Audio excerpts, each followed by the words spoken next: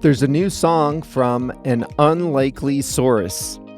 Hi there, everyone. I'm Jeff, and this is Plain English, where we help you upgrade your English with stories about current events and trending topics. They say what's old will be new again, and Mozart's music is very old, but some of it is actually new. And that's what we're talking about on today's episode. I told you on Monday that between now and the end of the year, we're bringing back some of the English expressions that we've talked about in previous episodes. So the one I've chosen for today is every now and then. This is episode number 727, and that means JR has uploaded the full lesson content to plainenglish.com/727. Here we go with the Mozart story. Before we start today's story, I'd just like to remind you that the podcast is just one part of how we can help you upgrade your English skills. At plainenglish.com, you can make faster progress with active learning strategies. You can take quizzes, do activities, listen to the fast version of the audio, watch video workshops, practice what you learn, and even join a live call with JR and me. It's all about helping you build your skills to become a better, more confident English speaker. Sound good? Go to plainenglish.com to start your free 14-day trial today. Now, let's jump into today's story.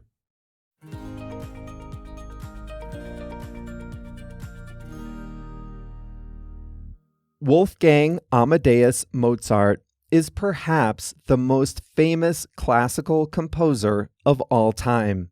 He lived from 1756 until just 1791. But during his short life, he had a profound impact on Western classical music. Even now, more than 200 years after his death, his music is performed around the world, from the largest opera houses to the most intimate dinner parties. Mozart's symphonies, chamber music, concertos, and operas were lauded at the time and set an example for composers who followed, from Beethoven to Tchaikovsky. His music evokes a wide range of emotions. The Magic Flute is a joyful opera. His Turkish March is playful. His Requiem in D minor is dark and haunting. Now, Mozart fans have something new to listen to. Researchers at Leipzig Municipal Libraries in Germany discovered a previously unknown Mozart composition while updating the Köchel catalog. The Köchel catalog is the official archive of Mozart's work. Here's what they found. They found a handwritten manuscript on off-white color handmade paper. The ink was dark brown, but it wasn't written in Mozart's handwriting. They believe the manuscript was a copy that was made sometime around 1780, and they think it was preserved by Mozart's sister. What was on the manuscript? It was a piece of music that had previously been lost to history. In other words, a new Mozart composition.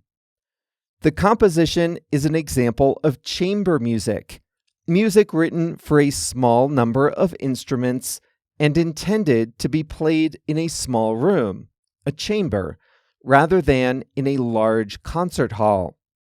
It's written for a string trio, 2 violins, and a bass, and it lasts approximately 11 music. The Köchel catalog named the composition Ganz, kleine Nachtmusik, which translates to a very little night music. The name is a playful echo of a much more famous Mozart serenade called A Little Night Music. How is it possible to know for sure that Mozart composed this newly discovered work? It's not possible to know with 100% certainty, but nevertheless, there is strong evidence to support Mozart's authorship. The first clue is the most obvious. His name was printed on the manuscript. His name was written as Wolfgang Mozart, which is how he signed his manuscripts early in his life. He added Amadeus, his middle name, to his signature in later years. It's not unusual that the manuscript was written in someone else's hand. Mass production of musical manuscripts was only just developing around this time, and the document was found in a well-regarded and well-preserved library, which would likely have authentic sources. Next, experts can look to other documentary evidence from Mozart's lifetime. His father kept a comprehensive catalog of the son's compositions during his lifetime. That catalog includes compositions that don't survive today, including one piece that is supposed to be stylistically similar to the one that was recently discovered. And then finally, there is an analysis of the music. Musicologists say the style is consistent with Mozart's music from the 1760s, when he was about 10 to 13 years old. Put it all together, and there is strong evidence to support the claim that Mozart composed this piece. The composition was first played publicly on September 19th in Salzburg, Austria, Mozart's home for much of his life. The German premiere came just days later at the Leipzig Opera. The musicians played to a packed house, and then they went outside and played it again for all the people who couldn't get a ticket.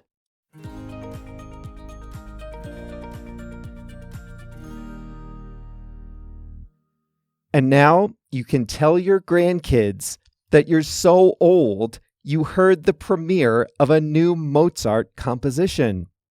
Now you can listen to it in the section of the transcript called Jeff's Take. I'll link to a YouTube video of the premiere in Leipzig, and it sounds like Mozart.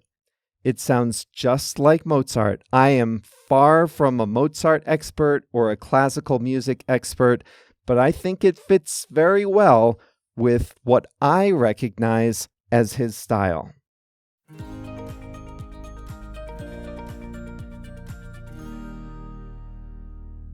The expression today is every now and then.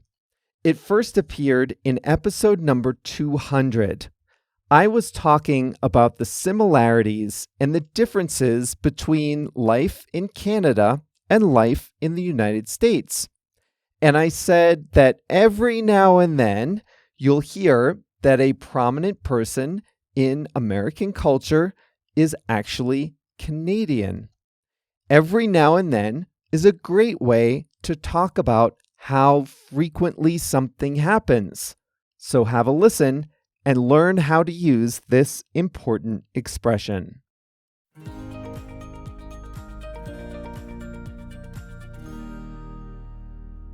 The phrase I chose for today is every now and then. It's very common in English. You might think you know what it means, but keep listening. The simple definition is sometimes. The way you heard it was, every now and then you'll hear that some prominent person in American culture is Canadian. You hear that every now and then. You hear it sometimes. Justin Bieber is Canadian.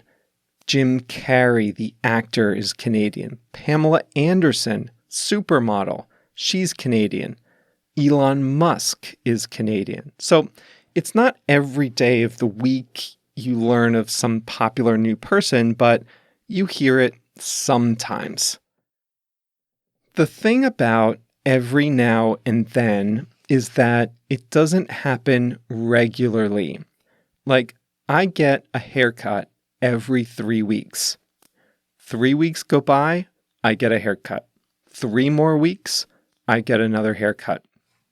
So I do not say that I get my hair cut every now and then because it happens regularly every 3 weeks.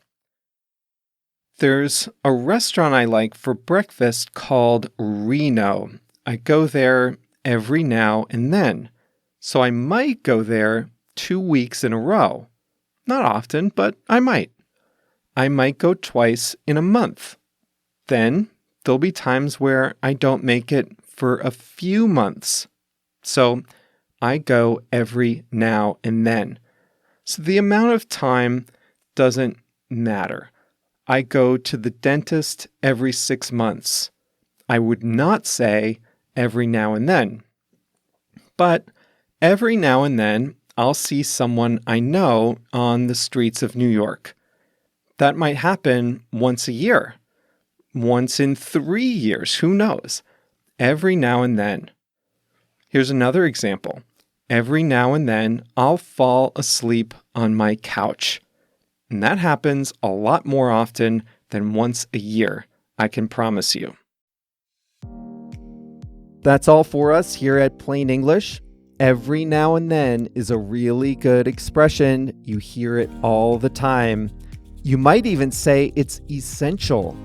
So start using that. Now, like always, Plus members can write an example sentence with every now and then and get personal feedback from me. You do that on the transcript at plainenglish.com/727. And if you're not a member yet, that's okay. There's room for you. We can take one more. You can even sign up for a free trial of all the Plus features.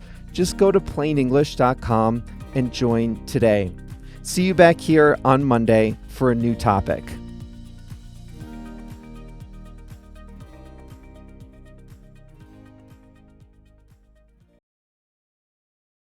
You've reached the end of the audio version of today's episode, but the fun doesn't have to stop here.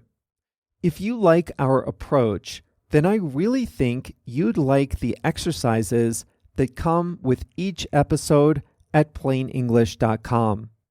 Here's what you'll find alongside each story. You'll find interactive activities that help you improve your listening, speaking, grammar, and vocabulary. The activities give you immediate feedback to help you improve. There's even a chance to record your own voice and compare your pronunciation to mine. That's a great way to improve your pronunciation and speaking. And it's just one of the many interactive exercises we include with every lesson. So don't just listen to Plain English, get involved. Be an active learner at plainenglish.com. Start your free 14-day trial today at plainenglish.com.